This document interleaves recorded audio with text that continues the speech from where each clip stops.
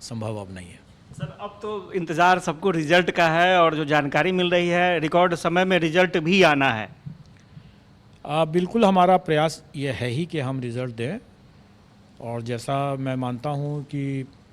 9वीं 10वीं और 10वीं 11वीं 12वीं इनका तो हम रिज़ल्ट जल्दी दे देंगे, पहले दे देंगे और जल्दी दे देंगे।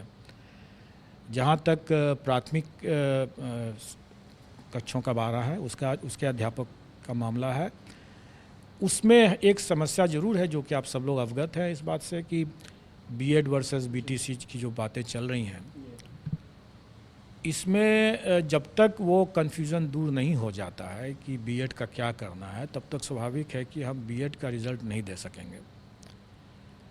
लेकिन जो कॉमन मेरिट लिस्ट में जो डिप्लोमाधारी जो आ जाएंगे उनका तो निश्चित रूप से हम रिज़ल्ट निकाल देंगे। बीएड वालों को एक मौका है अभी अपनी जो भी लीगल रिकॉर्ड्स लेने करने का,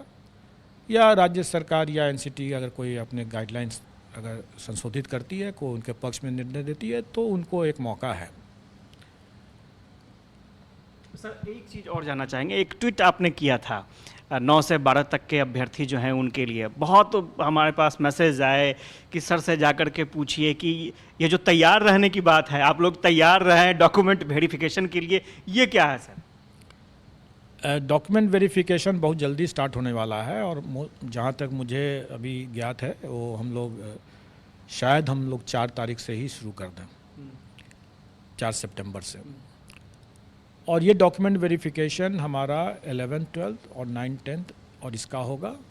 और इसी में दिव्यांगजनों का भी हम लोग मेडिकल कराएंगे,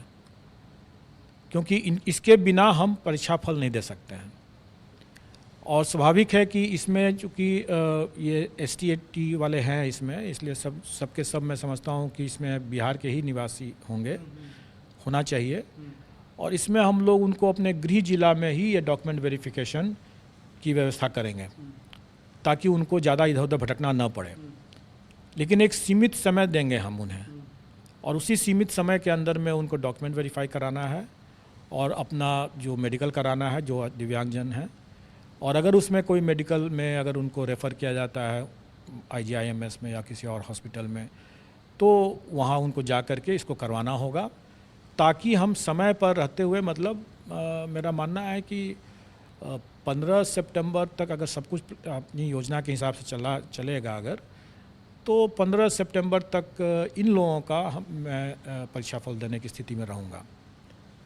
और जहाँ तक प्राथमिक की बात है वो मैंने पहले ही बताया कि उनका डॉक्यूमेंट वेरिफिकेशन भी हम लोग स्टार्ट कर देंगे, और लेकिन उसमें थोड़ा टाइम लगेगा, तब तक प्राथमिक के अलावे जितने लोग हम लोग कर चुके रहेंगे। तो प्राथमिक वाले में थोड़ा सा विलम्ब है, और विलम्ब का कारण एक तो यह है कि उनकी संख्या बहुत ज़्यादा है और उसमें हमें कई तरह की चेकिंग करनी है, और दूसरा जो बीएड वर्सेस बीटीसी का भी एक मुद्दा है। इसलिए इन सब को ध्यान में रखते हुए मेरा मानना है कि उनका डॉक्यूमेंट वेरिफिकेशन में थोड़ा टाइम लगा। मैंने अपने पिछले प्रेस कॉन्फ्रेंस में ये कहा भी था कि 20 से 25 के बीच के आसपास में मेरा मानना हो सकता है, उससे पहले भी हम लोग स्टार्ट कर सकें, लेकिन लगभग वही समय रहेगा। सर कट ऑफ को लेकर के काफ़ी जिज्ञासा है अभ्यर्थियों में, उसके बारे में क्या कहेंगे? कट ऑफ के लेकर के हमेशा से ये जिज्ञासा लोगों को बनी रहती है, लेकिन मेरा मानना है कि अगर आप कुछ एक विषय को अगर छोड़ दें, मैंने तो जो देखा है उसके हिसाब से 9th 10th में सिर्फ 4 विषय, और हायर सेकेंडरी में मतलब 11th 12th में सिर्फ 3 विषय को अगर छोड़ दें, मतलब कि 7 विषय को अगर छोड़ दें, तो बाकी किसी भी विषय में कट ऑफ के लिए चर्चा करना, विमर्श करना या उसके लिए परेशान होने की कोई ज़रूरत नहीं है। कोई ज़रूरत इसलिए नहीं है कि उसमें मैंने अपने ट्वीट के माध्यम से भी लोगों को एक तरह संकेत देने का कोशिश किया है, लोग उसका सही से नहीं समझ सके, तो फिर मैंने आज हिंदी में भी उसको स्पष्ट कर दिया है कि जो लोग इन 7 विषयों को छोड़ करके अन्य विषय के जो अभ्यर्थी हैं, अगर वो डिस्क्वालीफाई नहीं होते, मतलब अयोग्य नहीं हो जाते हैं, तो उनकी नियुक्ति उनका पक्का है, क्योंकि वैकेंसी है ज़्यादा और अभ्यर्थी कम है उसमें। लेकिन यही स्थिति बाकी में नहीं है। अब जहाँ तक बाकी जो 7 विषय बचते हैं इसमें, उसमें प्रतियोगिता तो रहेगी ही, और वो गेस करना मेरे लिए सही नहीं होगा वो बताना, क्योंकि मेरा मानना है कि सभी अभ्यर्थी अच्छे हैं और काफ़ी मेहनत करके आए हैं, तो स्वाभाविक है कि कट ऑफ भी अच्छा ही रहेगा। फिर अगर प्रश्न पत्र कहीं पर अगर कठिन आ भी गया अगर,